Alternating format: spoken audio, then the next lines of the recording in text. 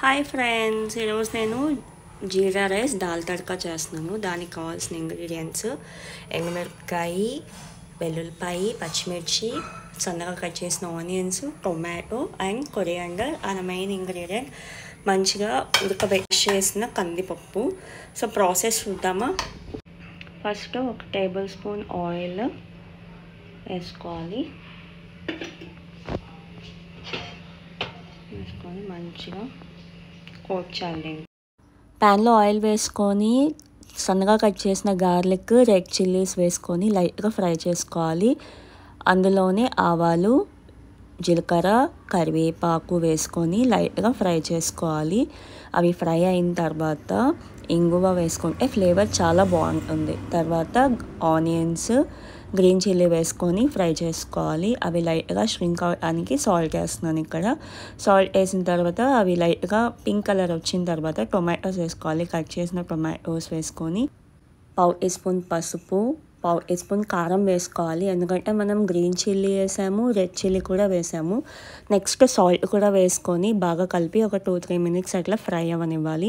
Fry ప్లేట్లో మనం ఏదైనా కుక్ చేసేటప్పుడు లో ఫ్లేమ్ ఆర్ మీడియం ఫ్లేమ్లో చేయాలి, హై ఫ్లేమ్లో చేయకూడదు. నెక్స్ట్ ఇది బాగా కలిపెట్టుకోవాలి. కలిపెట్టిన తర్వాత కొంచెం ఫ్రై అవ్వాలన్నమాట. ఫ్రై అయిన తర్వాత 1/2 టీ స్పూన్ కంటే సగం జీలకర్ర పొడి వేసుకోవాలి. ఆ యాంగీనెస్ వస్తుంది, చాలా బాగుంటుంది. ట్రై చేయండి మీరు కూడా. ఇది వచ్చేసి కంఫర్ట్ ఫుడ్ అనమాట. ఎప్పుడైనా రెయిన్ పడ్డప్పుడు చేసుకొని తింటే సాటిస్ఫాక్షన్ ఉంటుంది, కడుపు నిండుతుంది అండ్ టమీ ఫిల్ అయిన ఉడకబెట్టిన కందిపప్పు ఇందులో వేసేసాను. ఇందులో వాటర్ కూడా వేసుకోవాలి. సో పప్పు వేసేసుకొని తగినంత వాటర్ పోసుకొని మంచిగా మిక్స్ చేసుకోవాలి. సో మంచిగా మిక్స్ చేసుకున్న తర్వాత టెక్స్చర్ ఇలా అవుతుంది. మూత పెట్టేసుకొని కొంచెం సేపు ఉంటే దాల్ తడక రెడీ. సో పప్పు బాయిల్ అవుతుంది. 3 బాయిల్స్ వచ్చేదాకా వెయిట్ చేయాలి. పప్పు బాగా ఉడికిన తర్వాత టెక్స్చర్ వస్తుంది. పైన ఆయిల్ ఎక్కువ వేస్తే ఆయిల్ వస్తుంది. సో అంతా అయిపోయిన తర్వాత లాస్ట్లో కొత్తిమీర వేసుకొని దించుకుంటే దాల్ తడక రెడీ.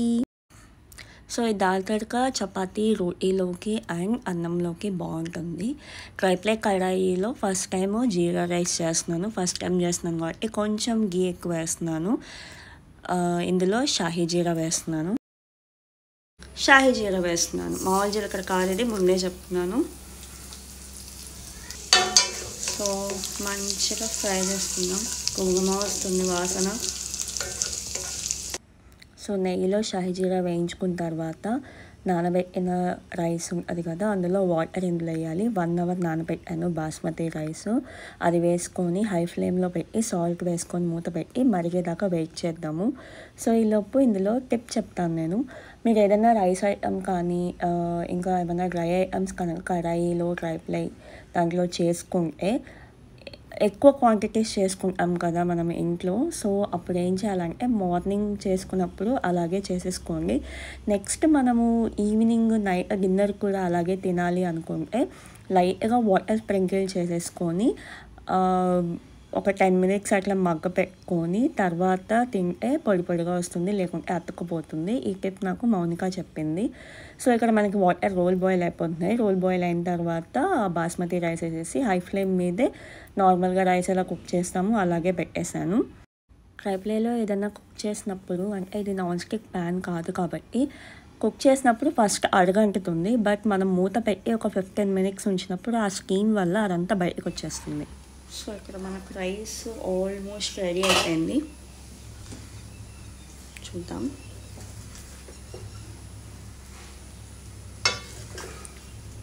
చూడండి, చాలా లైట్గా స్టిక్ అయింది.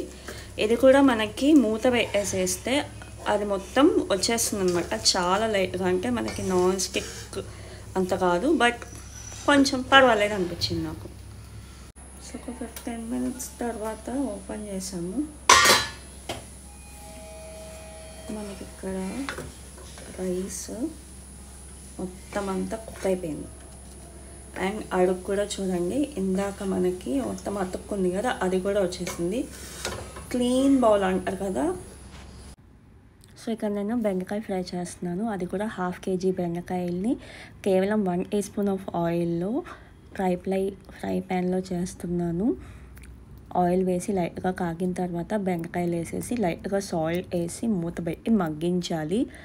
మీకు అడుగు మారుతుందంటే నాకు వచ్చేసి కొంచెం హై ఫ్లేమ్ ఉందన్నమాట పొయ్యి. సో నేను అడుగున కొంచెం దోశ ప్యాన్ కానీ చపాతీ ప్యాన్ కానీ పెట్టి వేస్తాను. బట్ అయినా నాకు కారం వేసిన తర్వాత లైట్గా మారినట్టు అవుతుంది. బట్ మూత పెట్టేసామనుకోండి, స్టవ్ ఆఫ్ చేసేసి ఒక 15 మినిట్స్ తర్వాత చాలా నీట్గా అది ఉన్నది కూడా మనకు అది మారిందని కూడా తెలియదు. అంటే మారదనమాట, జస్ట్ లైట్గా అడుగు అంటుతుంది. అది కూడా చాలా నీట్గా వస్తుంది. సో నాకైతే 10/10 ఇవ్వచ్చు అనిపించింది ఈ అమెజాన్ సోల్మో ట్రైప్లైట్ కడాయి అండ్ ఫ్రై ప్యాన్. ఇది రివ్యూ, ప్రమోషన్ కాదు. సో ఈ వీడియోని ఇక్కడి వరకు చూసారంటే ఎంత కొంత నచ్చిందని అనుకుంటున్నాను. లైక్ చేయండి, కమెంట్ చేయండి, షేర్ చేయండి, సబ్స్క్రైబ్ చేయండి. Thank you for watching. ఇంకో వీడియోలో మళ్ళీ కలుద్దాం. Bye bye.